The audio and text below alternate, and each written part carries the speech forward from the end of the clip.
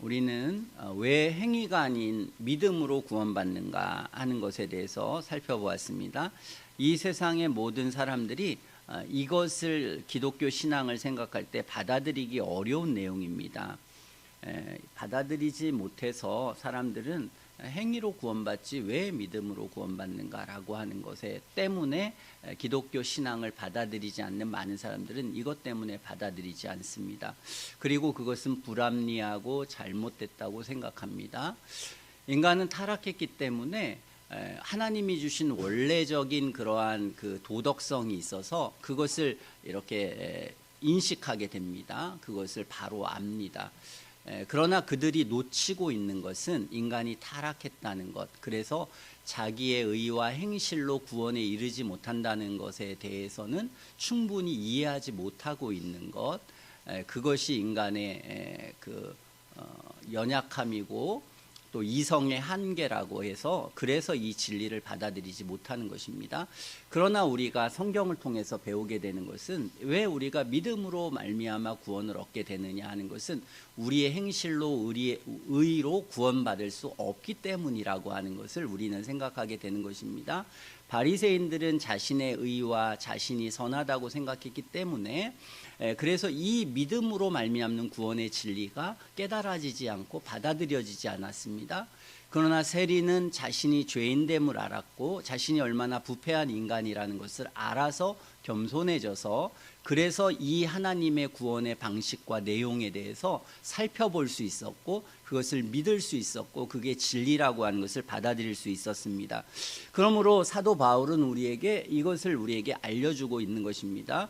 그러므로 저나 여러분들이 이성적으로 도덕적으로 감정적으로 모든 것이 잘 영혼 안에 해결돼야 됩니다. 그래서 그게 해결되지 않으면은 많은 사람들이 예수님을 믿지만 그러나 정말 믿지 않는 사람들이 많습니다. 그래서 그런 것들이 잘 믿어지지 않는데 그냥 구원받기 위해서 교회 생활하고 교회 안에 있는 것이죠. 그러니까 이성이 굴복하지 않고 하나님 앞에 굴복되지 않으니까 언제나 마음속에는 의심을 가지면서 한편으로는 그냥 헛된 잘못된 구원의 확신을 갖는 이 이중적인 모습을 갖게 되는 것입니다. 성경은 믿음이라고 하는 것은 그러한 우리가 믿겨지지 않고 이해되지 않는 것을 억지로 믿는 것이 아니라 우리가 세상이 보지 못하는 어떤 것들을 보게 되고 알게 되어서 그것을 이제 알게 되고 믿게 된다는 것입니다. 그것이 우리가 이제 이 신앙의 길이라고 하는 것을 우리가 생각해야 하겠습니다. 믿음으로 구원받는다는 것은 우리가 죄인이기 때문이고 그리고 이것은 도덕적이고 합리적인 것이다. 성경은 그렇게 가르쳐 줍니다. 하나님이 의로우신데 죄인을 구원할 수 있는가? 그것은 불가능합니다. 우리는 모두 죄인이고 하나님은 의롭습니다. 그러면 우리는 심판받아야 되고 우리의 모든 죄악에 대해서 그렇지 않습니까? 멀쩡하게 장관 후보가 되어서 잘못 하나도 없는 건 줄 알았는데 들춰내니까 얼마나 많은 죄가 있었습니까? 그리고 부끄러워가지고 수치스러워서 변명하느라고 거짓말하고 보이는 것만 그 정도인데 보이지 않는 많은 것까지 다 들춰낸다면 얼마나 부끄러움이 많겠습니까? 그 부끄러움 이전에는 그 사람 당당했습니다. 아주 고개도 뻣뻣이 들고 그러나 자신이 누구인가를 알게 될 때는 이제 호소하는 거죠. 국민에게 잘못했습니다. 용서를 빌고 은혜가 필요하다는 것을 그때 깨닫는 것입니다. 사람들은 이 은혜라고 하는 단어가 얼마나 중요한지 잘 모릅니다. 자신이 잘나고 잘 나가고 의롭다고 생각할 때 그러나 자신의 연약이 오고 죽음이 오고 자신의 부족함을 느낄 때는 이 은혜라고 하는 단어 그리고 우리가 믿음으로 구원받는 단어가 얼마나 영광스러운 것인지 알게 되는 것입니다. 우리가 죄인의 상태이기 때문에 믿음으로 밖에는 구원받을 수 없다. 우리 스스로의 힘과 행실로는 구원받을 수 없다. 왜? 하나님은 의로우시기 때문에. 그래서 하나님도 의로우시고 우리도 의롭게 하시기 위해서 죄값을 치르시고 주께서 순종하셔서 그래서 그러한 방식으로 우리가 구원받도록 하신 것이 이 믿음으로 구원받는 이 진리인 것입니다. 이 진리가 깨달은 사람에게는 참된 것이고 합리적인 것이고 올바른 것이지만 깨닫지 못한 사람에게는 그래서 유대인에게는 거리끼는 것이요 헬라인에게 미련한 것이라 그랬으면 그들은 이것을 미련하게 보고 어리석게 보는 것입니다. 진리를 깨달은 사람만이 이 기독교의 진리가 위대하고 놀랍고 영광스럽다는 것을 아는 것입니다. 오늘 또 다른 하나의 우리가 구원을 확신하고 이 구원의 진리를 받아들이는 것에 있어서 방해 요소가 또 하나 있습니다. 세상 사람들이 이게 되게 방해 요소입니다. 그 방해 요소에 대해서 오늘 사도는 설명하기를 원했습니다. 그 방해 요소는 뭐냐면 이제 왜 예수님이 십자가에 죽으셨고 예수님이 하신 일을 우리가 믿음으로 구원받는가? 왜 한 사람의 한 행동이 우리와 무슨 연관이 있는가? 이게 도덕적으로 옳은가? 합리적인가? 이 부분에 대해서 많은 사람들이 거부감을 갖습니다. 그냥 각자의 선택을 통해서 구원받아야지 왜 한 사람 예수님을 믿는다고 구원받아? 여러분 그게 세상 사람들의 의문 아닙니까? 많은 사람들은 이 의문을 가져서 기독교 복음을 거부하는 것입니다. 참 이해가 되지 않는다. 왜 예수님의 구원이 너희들의 구원이라고 생각해? 니들이 잘 살아야지. 네 개인이 열심히 살아서 구원받아야지. 이게 맞는 거지.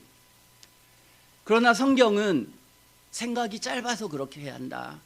그들의 도덕성에 있어서 그들의 합리성에 있어서 그들은 뭔가 오해하고 있고 잘못 생각하고 있다라고 하는 것을 성경이 말하고 있습니다. 우리가 성경을 읽어보면 이 세상은 옳고 그름에 대해서 확신을 갖는 두 사람이 항상 싸우지만 그러나 결론을 못 맺는 수많은 세상의 문제가 있다는 것입니다.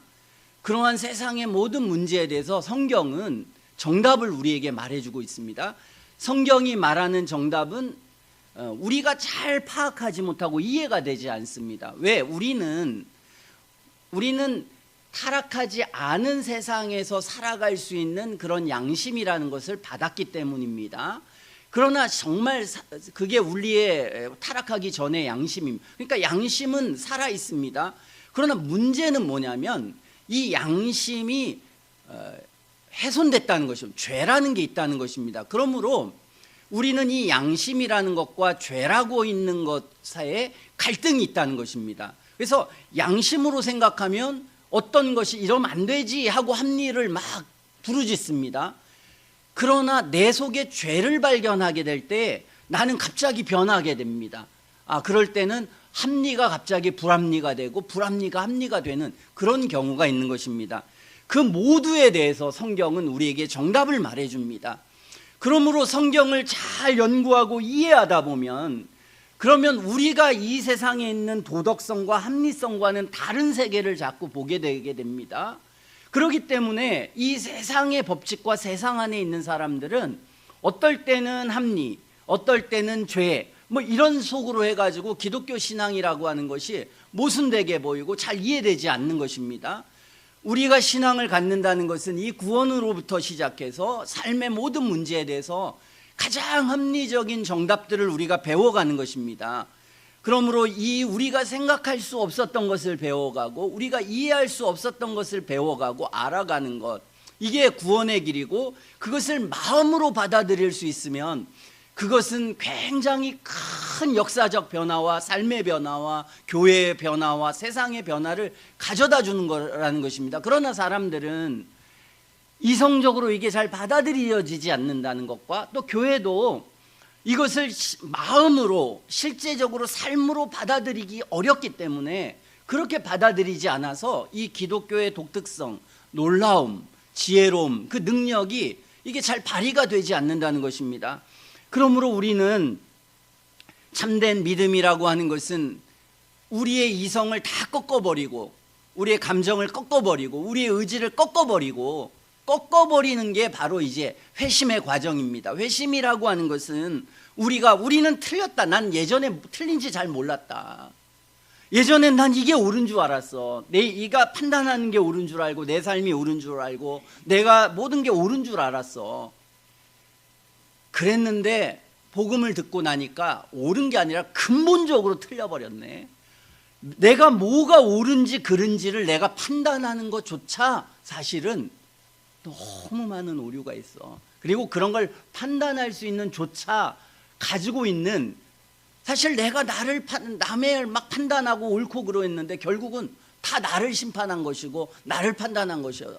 뭐 한두 가지의 부끄러움이 있는 게 아니라 한두 가지가 어수선한 게 아닙니다. 이걸 우리가 회심이라고 하는 것입니다. 이 회심의 과정을 통해서 우리는 인간의 이성과 인간의 마음과 의지는 완전 부패되었다, 하나님만이 오르시다라고 하는 것을 우리가 발견하고 깨닫는 것이 회심이다, 이렇게 말할 수 있겠습니다. 그걸 우리가 믿음이라고 하는 것입니다. 그걸 믿음이라는 건 뭐겠습니까?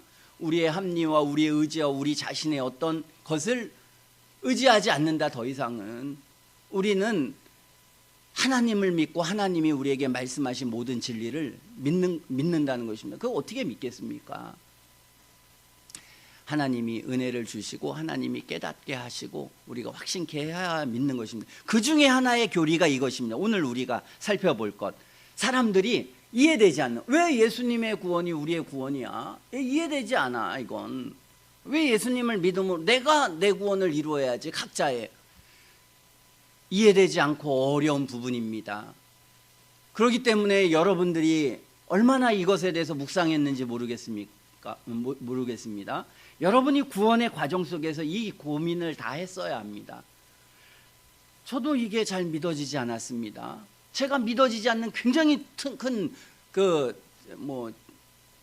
19살, 20살 요때 저는 이 복음에 대해서 고민을 많이 했습니다. 정말 믿어지지 않는 건 하나님의 존재, 그리고 이 믿음으로 구원받는다는 것, 왜 예수님의 구원이 나의 구원인지 이게 도저히 믿어지지 않았습니다. 그래서 걸어가도 차를 타도 성경을 볼 때도 매일 이 고민이었습니다. 이 고민을 해야만 됩니다. 깊이 충분히 해야 합니다. 자, 오늘 그 고민에 대한 해답을 로마서 5장 12절에서 주는 것입니다. 12절부터 21절까지 우리에게 줍니다. 어떤 사람이 구원을 확신하려고 하는데, 내가 예수 그리스도를 믿어 구원받는다는 것을 확신했습니다. 이해해. 난 죄인이지. 그러니까 은혜로 구원받아. 이게 바로 성경의 복음이야. 그렇지. 이걸 깨달았습니다. 그러나 또 하나의 의문이 있습니다. 왜 예수님 한 분의 하신 구원이 우리의 구원이 되는가? 이것을 우리는 잘 알지 못하는 것이죠. 이걸 이제 연합의 교리라 그렇게 말합니다. 연합의 교리 또는 연대성, 이런 식으로 표현할 수가 있습니다. 자, 그것을 사도는 우리에게 설명하고 있는 것입니다. 5장 12절에 자, 우리 한번 보자. 한 사람으로 말미암아 죄가 세상에 들어오고 죄로 말미암아 사망이 왔나니, 이렇게 표현하고 있습니다. 오늘 사도 바울에 의하면 이 세상에 죄라는 것이 들어왔는데, 이 세상에 죄가 들어온 것은 여러 사람이, 우리 모두 각자가 죄를 져서 이 세상에 죄가 있는 게 아니야. 여러분, 우리가 태어날 때부터 죄를 가지고 죄를 없는 사람이 없습니다. 그러면 이 죄에 대한 근본적으로 생각하면 이 죄의 책임이 내 책임이냐? 아닙니다. 내 책임 아닙니다. 여러분이 태어날 때부터 죄를 알고 선택하고 죄를 지을 수밖에 없었기 때문에 죄를 지은 겁니다. 그러므로 어떻게 보면 억울한 겁니다. 그렇죠? 억울합니다. 우리는. 오늘 성경은 그것을 말합니다. 야, 억울하긴 하지만, 그러나 생각해봐. 너희들이 대한민국에 태어나고 싶어 태어났어? 야, 이거 정말 죄송스럽게 저 부룬디에서, 세계에서 제일 가난한 날 부룬디에서 태어났네.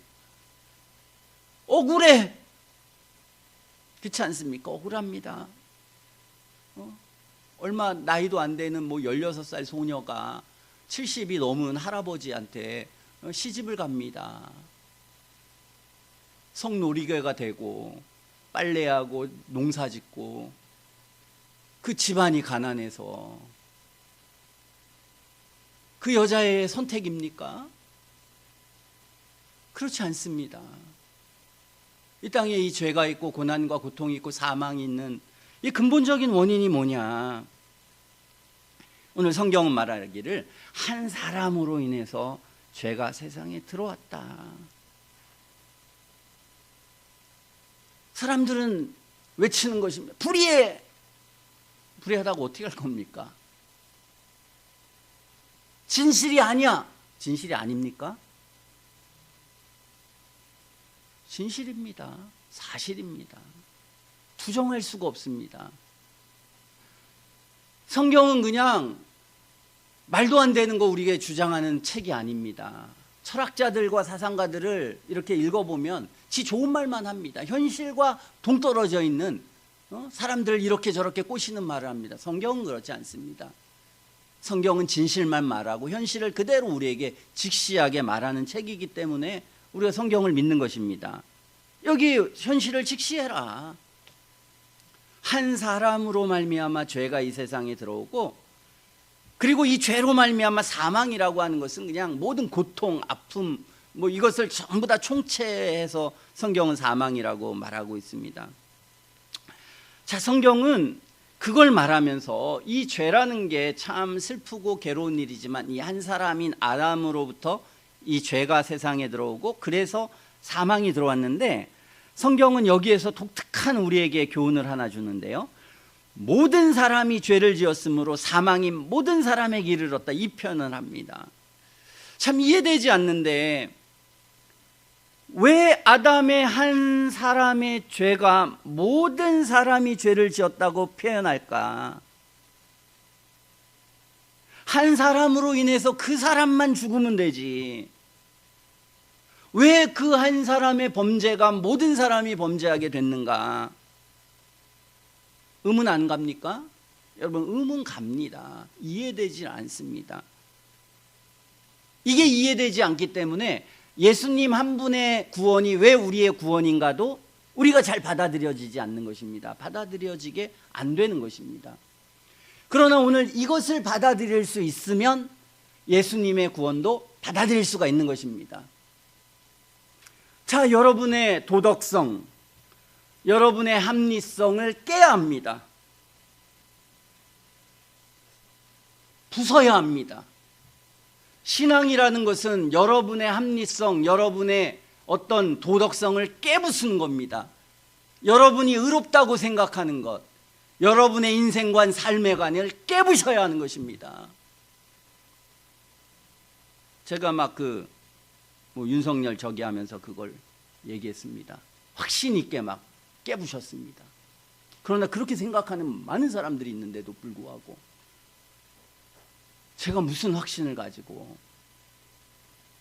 근데 이제 성경의 기초 위에서는 할 수 있습니다.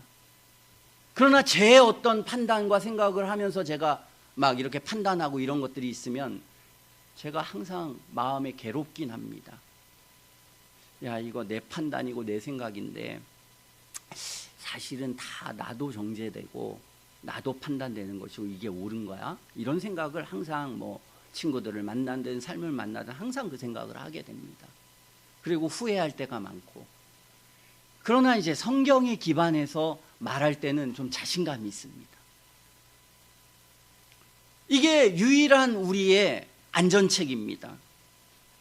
어쨌든 이게 잘 이해가 되지 않습니다. 받아들여지지 않습니다. 왜 아담의 한 범죄가 모든 사람이 범죄한 거지? 그러나 성경이 말하고 있는 이거를 벗어나서 다른 방법으로 이걸 이해할 수 있습니까? 어떻게 여러분들이 이걸 이해할 수 있겠습니까? 그러면 범죄라고 모든 사람이 죄를 짓는 거, 이게 이제 펠라기우스나 이런 사람들이 이해가 안 된 겁니다. 이게 도덕적이지 않다, 합리적이지 않다, 그들은 그렇게 생각한 겁니다. 신앙이라고 하는 것은 이 진리를 도덕적으로, 합리적으로 받아들일 수 있어야 하는 것입니다. 언제 은혜가 있으면 받아들이는 거고, 은혜가 없으면 그렇게 알미니안이 되고 펠라기우스가 되고 기독교를 교회 안에 있지만 다른 이단적 생각을 갖게 되는 것입니다. 자, 이게 이해가 되지 않습니다. 우리가 답변할 건 무엇입니까? 저나 여러분들이 모르겠다, 이겁니다. 정답은 모르겠다. 우리는 도대체 왜 모든 사람, 그러면 그건 우리가 생각할 때는 원래부터 죄가 있었던 거야, 아니면 원래부터 흠결이 있었던 거야. 인간이라고 하는 것은 원래가 그래. 원래가 하나님이 창조할 때부터 원래가 그냥 흠결이 있었어. 이게 보통 사람들이 생각하기 쉬운. 그런 생각입니다. 아니면 그냥 사람은 선한데 그냥 보고 배워가지고 악하게 된 거야. 뭐 이런 형태의 정답을 말합니다. 그러나 다 사실도 아니고 진실도 아닙니다. 오늘 세상은 우리에게 말하기를 이 한 사람의 아담의 범죄, 그리고 이 아담은 홀로 개인이 아니다. 인류 전체를 대표해서 서 있었다. 그래서 아담이 올바르게 선하게 잘 살았으면 영생을 확보했고, 아담이 타락하고 범죄했으면은 그러면 모든 사람에게 이 사망이 오게 되었다. 그런데 아담은 모든 인류와는 다른 조건에 있었다. 모든 사람은 그 조건이 뭐냐면 어쩔 수 없이 죄를 범할 수밖에 없는 조건이었습니다. 우리는. 자, 어쩔 수밖에 없는 이 조건인데, 만약에 우리가 아담과 같은 조건에 태어난다면 구원은 행위로 주어졌을 것입니다. 그러나 아담과 같은 조건이 없이 태어났습니다. 여기 있는 모든 사람들은 날 때부터 억울하게 원죄 아래 태어났습니다. 그렇기 때문에 하나님 주신 구원도 행위가 아니라 은혜로 주어졌습니다. 자, 마찬가지로 아담은 하나님을 우리가 불의하다고 말할 수 없는 이유는 아담에게는 하나님이 자유의지와 그리고 충분히 선을 행할 수 있는 그런 그 자유와 기회가 주어졌다는 것입니다. 이게 성경이 우리에게 가르치는 바입니다. 우리는 죄를 범할 수밖에 없기 때문에 하나님이 은혜를 주셨습니다. 그러나 아담이 형벌을 받은 이유는 그는 그 죄를 범하지 않을 수 있었습니다. 충분히 그게 가능했습니다. 왜냐하면 아담은 범죄로 태어나지 않았기 때문에. 인류에 있어서 그런 사람은 딱 아담밖에 없습니다. 아담이 큰 범죄가 되는 이유, 아담에게 큰 형벌이 선고된 근본적인 이유는 그가 충분히 죄를 이길 수 있고 시험에 충분히 이길 수 있는데 이 죄를 범했기 때문에 성경은 이가 형벌을 받고 사망에 있는 게 합당하다. 성경은 우리에게 가르쳐주고 있습니다. 자, 우리는 성경을 통해서 이것을 우리는 받아들여야 합니다. 자, 이 세상의 모든 죄가 있는 원인은 그것은 아담이라고 하는 최초의 인간이 범죄했고, 그리고 하나님이 불의하다고 말할 수 없는 것은 아담이 범죄하지 않을 수 있는 충분한 능력이 그 안에 존재했기 때문이다. 우리는 이것을 받아들여야 합니다. 그리고 아담이 범죄해서 모든 사람이 만약에 축복을 받았습니다. 우리가 다 영생에 있었습니다. 그러면 하나님을 비난할 것인가? 여기 아무도 비난하지 않을 것입니다. 하나님을 비난하는 이유는 무엇입니까? 우리가 그런 상태에 처해져 있기 때문에. 여러분들이 이병철 아들로 태어났습니다. 삼성을 물려받았습니다. 평생을 살아간 아버지 왜 이걸 날 물려줘가지고 이 고통, 이 많은 걸 누리도록 만들어. 이렇게 원망할 사람이 있습니까? 아무도 없습니다. 근데 내가 부룬디에 태어났습니다. 학교도 가지 못하고 의료는커녕 물 하나 제대로 먹지 못하고 인생 전체가 그냥 괴로움과 고통입니다. 원망 안 하겠습니까? 내가 나를 왜 태어나게 해가지고. 그것도 한둘 낳는 게 아닙니다. 그냥 이 부모들 정신 나갔어. 미쳤지. 이게 동물이야, 동물.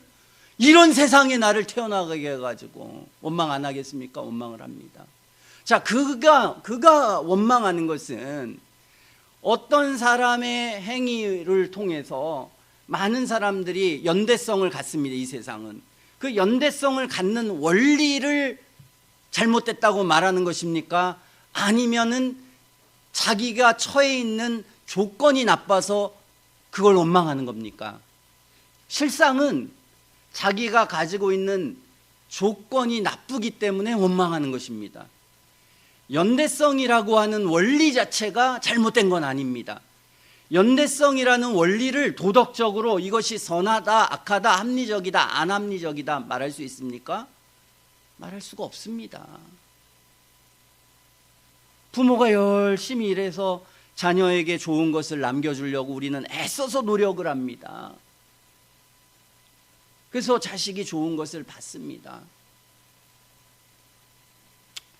거기를 거부하는 자녀들은 없습니다. 그리고 그 원리는 이 세상을 움직여지는 원리입니다. 여러분이 창조주 하나님이라고 생각하면 도대체 어떤 원리가 맞는가? 이 살아있고 생동력 있고 생명 있는 원리는 나 같으면 하나님처럼 안 하겠어. 나 같으면 그냥 인류가 딱 살다가 다 없애버려. 그리고 다시 재창조. 그래서 이제 새롭게 시작해. 야, 이게 공평한 거야. 그래서 세상의 공평을 말하는 사람들은 이런 공평을 생각하는 사람들이 있습니다. 그런 절대적 공평을 말하면 이런 사람들은 이 연대성을 다 부정해버립니다. 어떤 사람이 이 연대성을 다 부정하겠습니까? 부룬디에 태어난 사람, 오늘 가난한 사람, 헐벗고 연약한 사람들은 이 절대적인 평등을 말합니다. 그런데 반대로 부자로 태어난 사람, 많은 걸 가진 사람, 그런 사람 어떻게 했습니까? 야, 세상 연대성 있는 거예요. 야, 당연한 거 아니야? 네가 왜 가난하겠어? 너도 게으르지, 부모도 게을러. 맨날 술이나 처먹고 부인이나 때리고 이러니 어떻게 안 가난할 수 있어? 이들은 이걸 또 합리화시키는 것입니다. 세상은 이런 싸움을 합니다. 서로가. 어렵습니다. 좀 타락하지 않으면 심플한데, 타락하지 않으면 연대성도 참 지혜롭고 놀랍다. 하나님의 생명도 놀랍다. 모든 게 놀랍다. 타락하니까 막 어떨 땐 놀랍고 어떨 때는 참 비합리적이고 뭐가 옳은지 막 자기 조건에 따라서 어떤 환경에 따라서 옳고 그름이 막 뒤죽박죽 되는 것입니다. 그러나 우리가 아는 것은 이 연대성이라고 하는 것 자체는 우리가 불합리하거나 비도덕적인 것은 아니다. 그것은 되게 자연스러운 것이고 이 세상 어디에서도 발견되는 것이다 하는 것을 우리는 받아들여야 합니다. 그리고 이 연대성이라고 하는 이 원리가 작용할 때 여러분, 부모가 어떤 죄를 짓는 것과 나라의 임금이 어떤 죄를 짓는 것은 차원이 다릅니다. 부모가 죄를 지면 한 가정만 망하지만 임금이 죄를 짓거나 잘못 통치하면 나라 전체가 엉망진창이 됩니다. 미국이 트럼프라고 하는 저런 불신자를 뽑아서 엉망진창이지 않습니까, 세상이? 근데 어디에서는 노벨 평화상을 준다고 그렇게 말하는 사람도 있습니다. 보는 각도에 따라서 또는 자기의 이득과 손해에 따라서 인간은 판단이 완전히 달라지는 것입니다. 인간의 판단이라는 건 우리가 믿을 수가 없습니다. 그러나 어쨌든 그래서 지금 우크라이나도 러시아 협박하지 않았습니까? 야, 너 이거 하면 석유 수출하는데 브라질 어디 다 해서 관세 100% 매겨버릴 거야 하니까 러시아가 어저께 그냥 어디 맘대로 한번 해봐. 그래서 더 폭격하지 않았습니까, 우크라이나를? 이 미친 것들이 지들 싸움에 남의 나라의 사람의 생명을 가지고, 우리도 관세 협상하는데 우리나라 대통령이 한마디 하지 않았습니까? 힘을 길러야 되겠다. 힘이 도덕이고 힘이 합리고 힘이 의다, 이 세상은. 그래서 사람들이 이 도덕적인 것을 받아들이는 것입니다. 힘이 도덕이다, 힘이 이 세상이 합니다. 이런 사고를 가진 사람들은 누굽니까? 고통과 어려움을 겪고 승리한 사람들. 이런 사람들은 그 세계관을 갖는 것입니다. 그 세계관, 실패하고 어렵고 가난하고 힘들어, 힘이 아니라 세상은 은혜도 필요하고 사랑도 필요하고. 그러니까 있는 사람들은 야, 그건 약자의 논리야. 약자의, 패배한 자들의 생각들이지. 이 생각이 세상은 너무나 다른 것입니다. 그러면서 다 썰을 푸는 것입니다. 이게 옳고 저게 옳고. 어려운 것입니다. 인도의 카스트 제도 정말 미치고 팔짝 뛸, 제가 여기서 무슨 정말 아무리 과격한 얘기를 한다고 해도 그 인간들이 만들어낸 제도로 말미암아서 죽어간 수많은, 하나님이 그들을 가만두시겠습니까? 죽어서? 그들이 겪은 고통과 아픔과 여자를 완전히 성노리개로 그냥 삼고 그냥 강에 던져버리고 죽여버리고, 뭐 그것을 그냥 인간이라고 하는 존재 자체가 아무렇게나 해도 된다, 불가촉 천민이라는 걸 만들어가지고 인간이 악해지고 악해져서 그런 걸 만드는 것입니다. 누구의 잘못입니까? 인도에 있었던 그 앞에 있었던 사람들, 앞에 있었던 사람, 위에 있었던 사람, 위에 있었던 사람들, 인도의 조상이 그걸 만드는 것입니다. 트럼프 한 사람에 있어서 푸틴 한 사람이라는 사람 때문에 전 세계가 막 지금 고뇌와 아픔과 괴로움 속에 있는 것입니다. 이 연대성, 어떤 사람이 선하고 의롭게 살면 아주 좋은 것들을 그 자손에게 남기지만, 어떤 사람이 불의하고 악하게 살면 그 불의와 악 때문에 많은 고통과 괴로움이 찾아오게 되는 것입니다. 이것이 이 세상의 원리입니다. 넬슨 만델라라고 하는 남아프리카 공화국에서 백인 정권의 인종차별에 맞서서 투쟁을 지도했던 사람입니다. 노벨 평화상 받고, 흑인으로 태어나서 얼마나 이게 인간이 인간으로서 참 살 수 없는, 그 속에서 하다가 결국 대통령까지 됐습니다. 링컨은 백인이었지만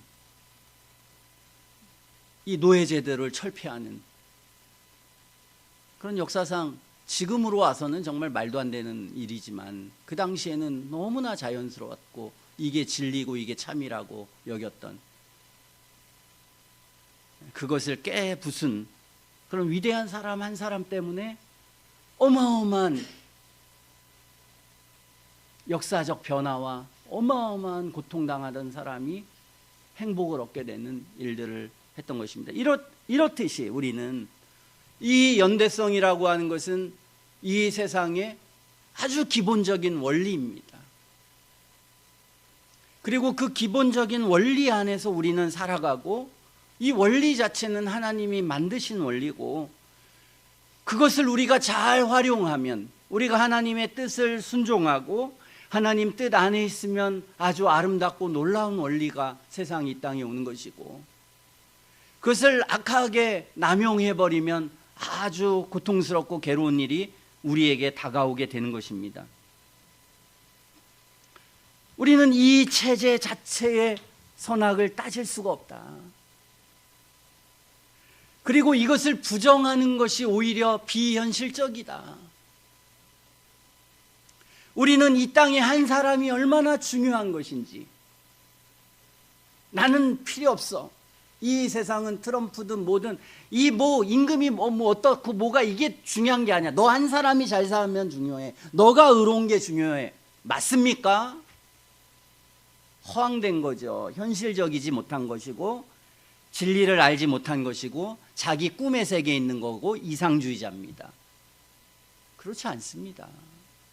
내가 아무리 잘해봐야 환경이 도와주지 않고 꼭 똑똑해서 성공하는 게 아닙니다.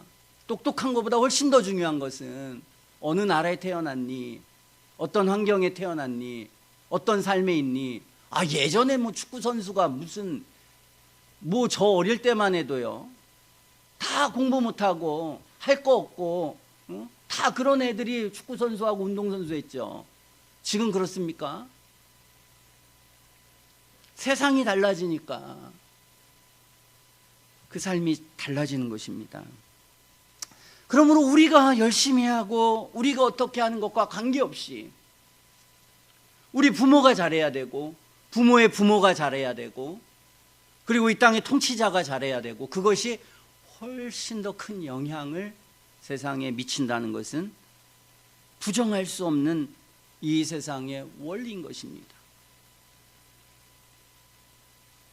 그리고 우리는 그 원리를 받아들여야 하고, 그리고 그 원리에 의해서 세상이 움직여진다라고 하는 것을 우리는 인정하고 인식해야 하는 것입니다.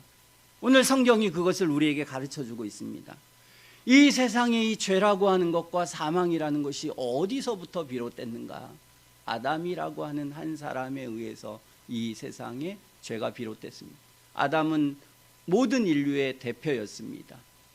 그 대표에 의해서 모든 사람이 오게 되었습니다. 그리고 이 대표라고 하는 사람에 의해서 하나님과 약속해서 온 건지, 아니면 유전적으로 그 다음부터는 모두가 되었는지, 하여튼 그 두 가지가 다 함께해서 우리는 아담이 범죄한 것 때문에 모두가 다 죄인 되었습니다. 그리고 아담의 범죄뿐만 아니라 우리는 부모의 부모들이 저지른 죄에 대한 유전적인 것을 받습니다. 그렇지 않습니까? 유전이라는 게 존재합니다. 부모가 욕을 많이 하고, 그리고 부모가 많이 거칠게 살면 자식들도 뭔가 그런 요소가 오게 되는 것입니다. 근데 부모가 그걸 극복하고 선하고 의롭게 하면 그런 또 유전이 그 안에 오는 것입니다. 그러므로 우리는 자식들이 잘못할 때 내 자신이 죄를 회개하고 내 자신이 주님 앞에 바로 살아야겠다 생각할 필요가 있는 것입니다. 그리고 내 자신의 죄를 볼 때 자식 함부로 낳지 말고 내가 잘 고치고 내가 좀 바꾸고 내가 그만한 정말 자식을 낳을 수 있는 그런 신앙과 삶의 내용이 될 때 자식 낳아야지. 아니면 그 자식이 맨날 부모 원망하고 삶 원망한 것처럼 또 그런 세상을 만들게 되는 것입니다.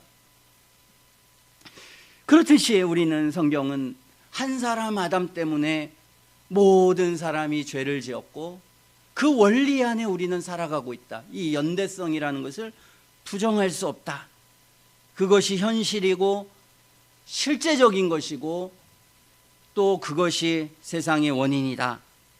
죄의 원인이고 사망의 원인이다. 라고 하는 것을 우리는 생각해야 합니다. 그리고 우리가 이런 원죄 아래 있고 아담의 범죄로 말미암아서 모든 사람이 죄를 지었고 그 죄로 말미암아서 모든 사람이 스스로 의로울 수 없습니다. 모든 환경을 개선할 수 없습니다. 이 죄라고 하는 것이 다 어우러져서 이 땅의 고통과 아픔과 괴로움이 이 세상에 가득한 걸 우리 스스로가 해결할 수가 없습니다. 그래서 성경은 우리가 가지고 있는 이 죄와 사망의 문제를 해결하기 위해서는 하나님의 은혜와 자비가 필요하다. 바로 아담이 범죄한 그 범죄에 대한 그런 해결을 한 사람 그리스도로 인해서 우리의 죄값을 치르고, 그리고 우리가 이 죄와 사망이라고 하는 것을 변화시키고 변모시킬 수 있는 그런 모든 조건을 만족시키는 그런 한 사람 예수 그리스도를 이 땅에 보내주신 것 안에서 인류는 구원받고 새로워질 수 있다. 성경이 그것이 우리에게 가르쳐주는 바입니다. 14절에 아담으로부터 모세까지 아담의 범죄와 같은 죄를 짓지 않은 모든 사람인도 사망이 왕노릇합니다. 이게 현실이다. 마찬가지로 우리가 예수 그리스도를 믿음으로 구원받는 이 원리, 그리고 예수님이 이 땅에서 구원받은 것이 하신 일이 모든 사람에게 적용되는 원리도 바로 이 동일한 원리와 같아. 15절에 이 은사는 그 범죄와 같지 아니하니 곧 한 사람의 범죄를 인하여 많은 사람이 죽었은즉 하나님의 은혜와 또는 한 사람 예수 그리스도의 은혜로 말미암는 선물이 많은 사람에게 넘쳤으리라 했습니다. 동일하다 이 원리가. 아담은 모든 육신의 대표로 우리에게 서 있지만 우리는 그 육신의 대표로 말미암아 죄라고 하는 사망이라고 하는 하나님의 심판이라고 하는 영원한 심판에 있다. 그리스도께서는 이러한 우리가 짓는 그러한 많은 영적인 죄악들, 그리고 영적인 죄악에 대한 책임들, 하나님의 심판에 대한 것들을 모두 감당하기 위해서 이 땅에 오셔서, 그래서 주님이 하신 일은 우리의 죄값을 치르시고 그리고 우리의 모든 의를 완성시키셔서 이 땅에 죽으신 우리의 대표자로, 또 다른 새 아담으로 예수님은 이 땅에 오신 것이다. 그래서 한 사람의 예수 그리스도의 은혜로 말미암아 선물이 많은 사람에게 넘치도록 하나님께서 그렇게 우리 가운데 역사하셨다. 아담의 연대성을 깨부술 수 있는 새로운 그리스도 안에서의 연대성을 주님이 만드신 것, 이것이 구원이다. 우리는 이 연대성을 받아들여야 한다. 우리는 이 개개인의 구원으로 구원받는 게 아니고 개개인의 노력으로 되는 것이 아니고 내 개개인의 어떤 것으로 내 환경과 삶을 만드는 것이 아니다. 그러나 하나님께서는 큰 구원의 은총을 우리에게 베푸셨다. 하나님의 방식으로 그리스도 안에서 죄값을 치르시고 하나님의 자비와 긍휼 가운데서 큰 은혜의 빛을, 주님은 진리를 가르쳐 주시고 죄를 용서하시는 은혜를 베푸시고 그리고 우리의 영혼이 영원한 천국에 들어갈 수 있는 하나님의 은혜로 인도하는 생명의 충만한 길을 우리에게 여셨다. 그러나 그 생명의 충만한 길은 그냥 육적으로 오지 않는다. 아담은 우리의 육적인 자손이라서 이것은 어쩔 수 없이 유전적으로 우리에게 오지만, 우리의 구원이라고 하는 것은 이 죄를 우리에게 극복하고 이 죄에서 벗어나고 죄책에서 벗어나는 것은 우리의 영적인 선택과 우리의 영적인 변화가 필요하다. 우리가 그 그리스도께서 행하신 놀라운 그 하나님의 은총과 자비를 우리가 믿음으로 그 주님을 영접하고 그 주님 안에 속하고 그 주님 안에 거해야만 우리는 그 하나님의 세계로, 하나님과 연합되는 세계로 나아가게 된다. 성경이 우리에게 그것을 가르칩니다. 17절에 한 사람의 범죄를 인하여 사망이 그 한 사람으로 말미암아 왕노릇하였은즉 더욱 은혜와 의의 선물을 넘치게 받는 자들이 한 분 예수 그리스도로 말미암아 생명 안에서 왕노릇한다 그랬어요. 그리스도는 이 땅의 빛이요 구원이요 생명입니다. 아담이 범죄할 그때부터 주님은 약속하셨고, 이 인류 전체가 이 죄라고 하는, 사망이라고 하는 이 비참함 속에서 건진받는 유일한 길은 이 그리스도 안에 거하는 거다. 이 그리스도 안에 거하게 되면 그리스도의 은혜로 말미암아서, 그리스도의 행실로 말미암아 우리는 구원을 받는다. 아담의 범죄로 말미암아서 우리가 이 죄책에 쌓이고 사망이 왕노릇하는 것처럼 그리스도의 하나의 은혜로운 행실 때문에 우리가 그 그리스도 안에 있으므로 우리는 죄책에서 용서되고 하나님의 은혜가 왕노릇하는 그 세계로 우리가 옮겨지게 된다. 18절에 한 범죄로 많은 사람이 정죄에 이른 것 같이 의의 한 행동으로 말미암아 많은 사람이 의롭다 하심을 받아 생명에 이르렀느니라 그랬습니다. 한 범죄로 많은 사람들이 정죄에 이른 것처럼 의의 한 행동으로 말미암아 많은 사람이 의롭다 하심을 받아 생명에 이르게 됩니다. 이것이 하나님이 우리에게 허락하신 연대성의 원리입니다. 연합의 원리입니다. 이 세상은 그것이 아니고서는 고쳐질 수 없고 바뀌어질 수 없고 죄 문제를 해결할 수 없고 이 세상의 문제를 해결할 수 없습니다. 우리는 우리의 행실로 구원받을 수 없습니다. 우리 한 사람의 의로운 행동으로 이 세상을 구원할 수 없습니다. 우리는 불의하고 그리고 어쩔 수 없는 운명과 아담이라고 하는 죄의 운명 아래 우리에게 놓여져 있습니다. 하나님은 이 운명을 바꾸시기 위해서 우리가 지금 모든 죄책을 감당하셔서 하나님도 의로우시고 자기도 의로우시는 하나님의 구원의 역사를 그리스도 안에 베푸셨습니다. 주님은 큰 공로와 은혜를 우리에게 베푸시고 우리가 그 그리스도를 믿음으로 우리는 이 죄악의 세계에서 은혜의 세계로 옮겨지게 됩니다. 우리가 아담이라고 하는 원죄 아래서 그리스도라고 하는 이 은혜와 생명의 세계로 옮겨지는 것은 그리스도를 믿음으로 옮겨지게 되는 것입니다. 성경이 이것을 가르칩니다. 19절에 한 사람의 순종치 않음으로 많은 사람이 죄인된 것처럼 한 사람의 순종하심으로 많은 사람이 의인이 됩니다.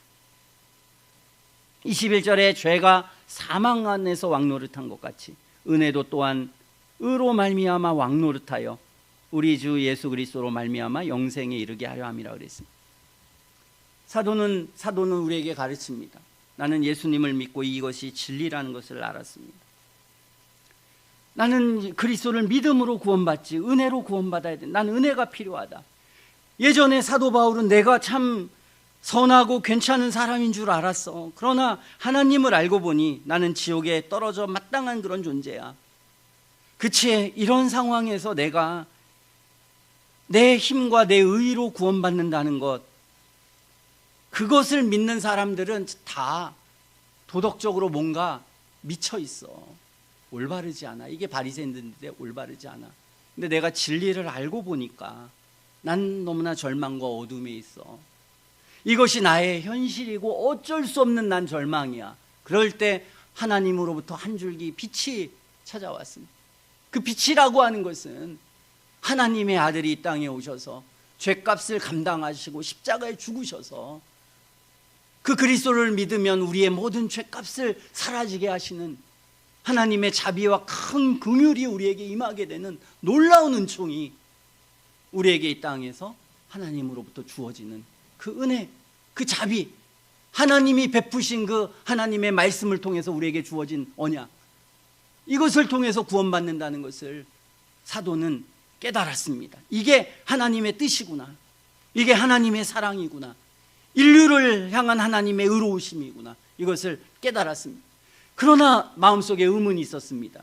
야, 내가 이걸 그리스도를 믿음으로 내가 구원을 받고 주님은 하나님의 아들이셔.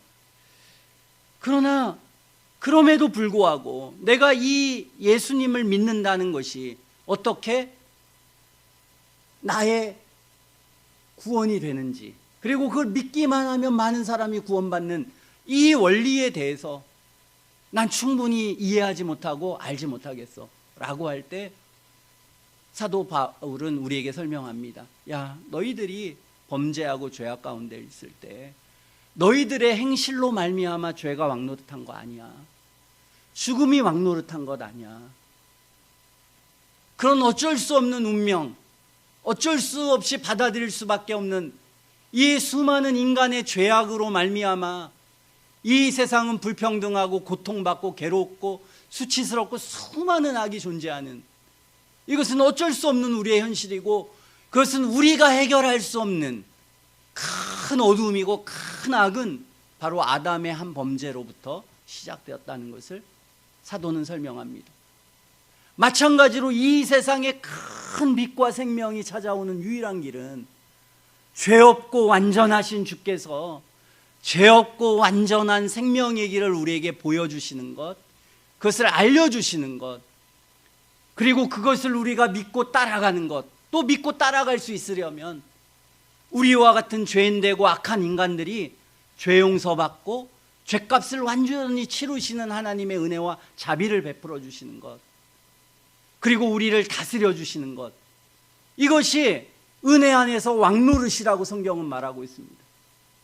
하나님을 믿으면, 우리가 그리스도의 이 속죄의 은총을 믿으면 우리는 바로 이러한 큰 원리 안에 아담의 이 사망이 왕노릇하는 원리 안에서 그리스도가 왕노릇하는 은혜의 원리 안에 들어가는 길밖에는 우리가 구원받는 길이 없다. 우리는 각자의 행위로, 각자의 의로, 각자의 합리로, 각자의 어떤 생각으로 구원받지 않습니다. 우리는 이 세계가 바뀌어야 합니다. 우리를 주관하는 사람이 바뀌어야 되고 주관하는 생각이 바뀌어야 되고 주관하는 원리가 바뀌어야 합니다. 이때까지 우리가 살아가는 것은 이 죄악의 본성을 따라서, 그리고 죄악의 원리를 따라서 죄의 합리를 통해서 우리는 살아왔습니다. 그러나 하나님께서는 우리를 여기서 건져주시기를 원하고, 우리가 이 주님을 믿을 때에 우리의 죄인됨과 그리스도의 영광스러운 생명의 복음을 우리에게 믿을 때에 우리는 생명 안에서 왕노릇하는 그런 은혜를 우리에게 베푸시겠다. 로마서 6장은 우리에게 말하기를, 자, 우리의 확신을 좀 더 강화시키자. 자, 이 원리까지 알았지 너희들. 자, 이 원리는, 자, 아담이 우리가 범죄하는데 같이 범죄하지 않았어도 우리는 이 죄라고 하는 무서운 악이 우리를 붙잡고 있어. 이곳에서 해방하시기 위해서 주님이 이 땅에 오셨고 죄값을 치르셔서 우리에게 은혜에 옮겨주는, 야, 이거 참 대단한 거야. 놀라운 거야. 그래, 이게 사실 세상이 원리와 원칙이야. 이 연대성 거부할 수 없지. 이 죄 때문에 너무 이 원리와 이 연대성 이런 거 참 받아들이기 싫은데, 좀 더 생각해 보니까 이건 어쩔 수 없는 현실이고 그 자체가 나쁜 게 아니지. 하나님은 이 연대성을 동일하게 우리에게 적용하셔서 그리스도라고 하는 하나님의 은총 안에서 아담이 범죄한 죄책을 우리에게 준 것처럼 예수님이 우리의 모든 사람, 많은 사람의 죄책을 다 지으셔서 고통받으셔서 하나님의 아들이 죄값을 다 치르신 그 은혜 안에 우리를 오게 하셨어. 저는 여러분이 이 진리를 믿어야 합니다. 이 진리를 통해서 여러분이 아담 안에 있든지 그리스도 안에 있든지 둘 중에 하나 선택이 됩니다. 여러분들이 그렇게 그리스도를 믿지 않으면 여러분은 아담 안에서 살고 아담 안에서 죽을 것입니다. 그것은 진리입니다. 그거 믿지 않을까 봐 걱정이 됩니다. 오늘도 여기 오면서 설교를 준비하면서 그게 걱정이 됩니다. 죽을 날이 얼마 안 남은 사람들, 똑똑하다고 자기 의가해주고 주님 앞에 갈 수 있을 것 같습니까? 정신을 차리고 하나님의 음성을 들어야 합니다. 이 진리인 것을 알아야 합니다. 깨달아야 합니다. 얼마 안 있으면 캄캄한 어둠 속으로, 견딜 수 없는 고뇌와 고통 속으로 안 떨어질 사람이 있습니까? 아무리 하나님은 사랑이시고 이 세상은 밝고 좋고 지금 뭐 다 좋은 것 같아도 늙어 죽을 때 비참하게 죽어가는 그 순간에도 그럴 수 있습니까? 현실입니다. 그것도 아무리 내가 거부하려고 해도 현실입니다. 그 연대성에 의해서 사람은 그 비참한 가운데 갑니다. 그러나 오늘 그리스도께서 이 인류 전체에서 베푸신 이 생명의 복음을 통해서 우리가 믿음으로 죄 용서받을 수 있다. 하나님의 자녀가 될 수 있다. 그리스도께서 우리의 죄값을 다 십자가에서 그 고뇌와 고통 속에서 다 감당하신 것은 나의 죄와 나의 죄값을 다 치르신 고뇌와 고통이다. 그 속에서 내 죄를 알고 이 그리스도의 생명의 진리가 생명의 진리인 줄을 우리가 진실로 믿게 되는 그 은혜가 내 속에 있어야 된다. 이걸 믿지 못하는 것, 이걸 깨닫지 못하는 것은 내 영혼 속의 완악함 때문이다. 내 영혼 안에 죄악 때문에 내가 아직 의롭다고 생각하고 하나님이 누군지를 모르고 자신의 비참함을 몰라서 그래서 아직까지도 정신 못 차리고 살아가는 거다. 진리를 배우고 하나님의 말씀을 배워서 우리가 이 진리를 확고하게 깨닫고 믿는 것, 이게 중요합니다. 이걸 믿으면 우리가 어떻게 된다? 죄 용서받고 죄사함 받고 큰 어디에 생명이 왕노릇하는 은혜의 세계로 들어가게 됩니다. 그래서 그는 영원한 천국을 확보하고 그가 과거에 죄가 있고 현재에 죄가 있고 죄가 있어도, 그래서 여기 은혜란 말이 있는 것입니다. 은혜라는 말이 예수 믿기 전에는 저도 참 기분 나쁜 소리고 참 이 패배자들의 자기 어떤 합리화고 저 범죄자들의 합리화다 이렇게 생각했습니다. 그러나 내 죄를 생각하고 내 잘못을 생각하고 이 세상을 돌아보니 은혜가 필요하다. 은혜가 중요한 것이다. 나를 바라보는 것, 세상을 바라보는 것, 합리만 가지고 되지 않습니다. 내가 오르는 것만 가지고 되지 않습니다. 그거보다 훨씬 더 중요한 것은 용서와 은혜입니다. 정신 차려야지. 그러므로 우리는 용서와 은혜가 무엇인지 필요합니다.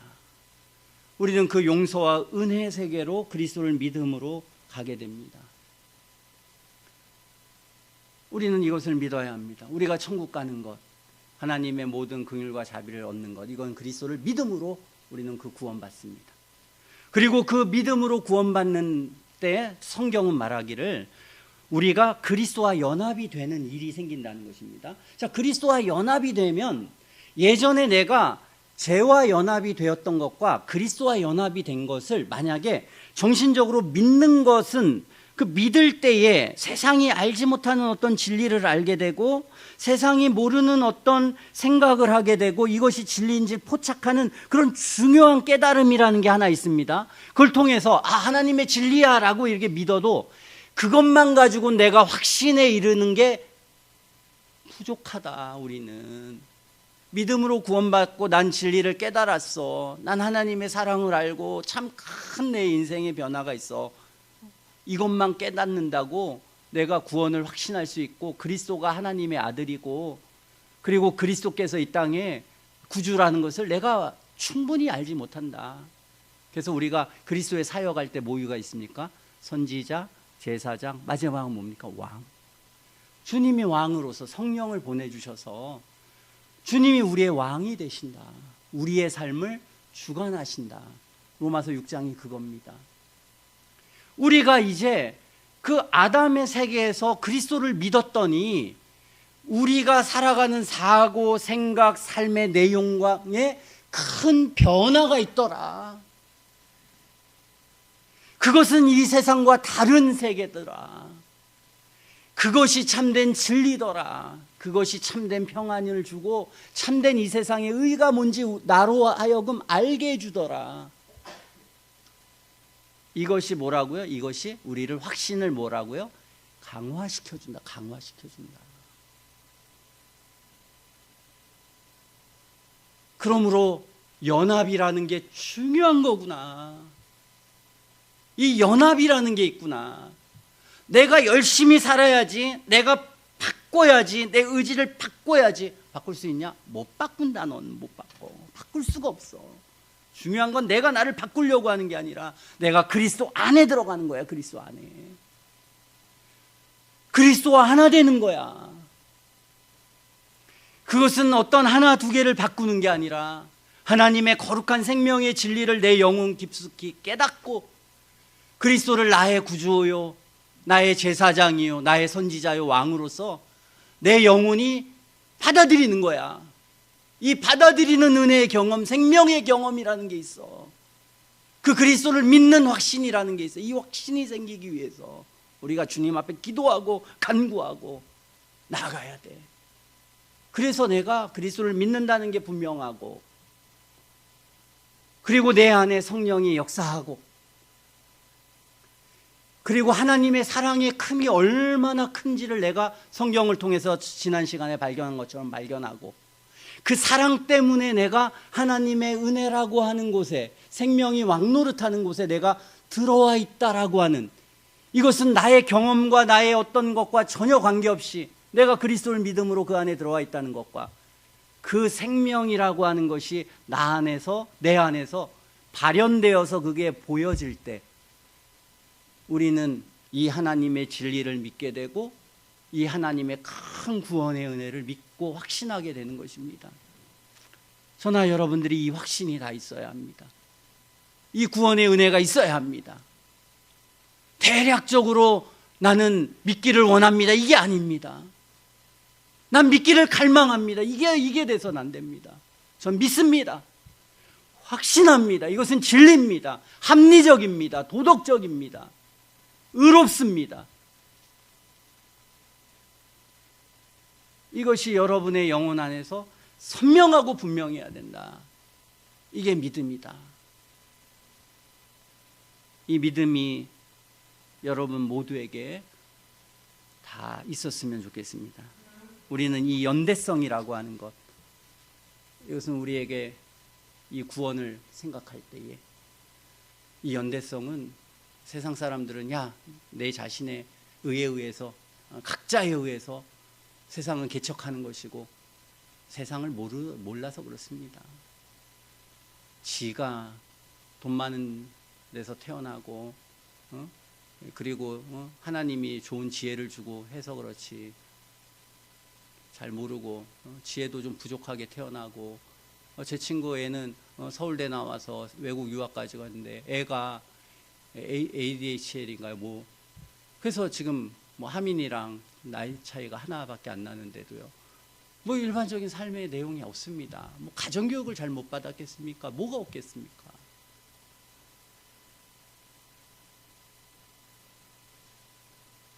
자기의 힘과 자기의 의와 자기의 무엇으로 이 세상을 살아가는 게 아니고 하나님의 자비와 긍휼. 그러므로 우리는 세상을 합리적으로 보는 것도 중요하지만 하나님의 사랑과 은혜로 이 세상을 바라보는 게 중요하다. 내 잘난 맛에 살지 말고 내가 부족한 걸 알고 자비가 은혜가 필요하다는 걸 알고 세상을 판단하고 할 때도 필요하지. 어쩔 수 없습니다. 이 세상에 살아가려면 잘못한 거 혼내기도 하고 바꾸기도 하고 엄하기도 하고 필요한 요소입니다. 그러나 그리스도인들은 그러면서도 마음속에 내가 잘나서 그런 게 아니지, 내가 의로워서 그런 게 아니야, 다 부족하고 연약하고 다 어떤 상황이 있어도 다 이유가 있고 합리가 있고 그런 마음으로 세상을 바라보는 이 두 가지가 잘 조화롭게 우리 속에 있게 되는 것, 이게 우리가 신앙 안에서 배우는. 그래서 정치적으로 그 극단주의자들은 양옆에 있는 사람들은 전부 다 자기가 옳다고 생각하는 그런 착각과 어둠에 빠져 있는 그런 사람들이 많은 것입니다.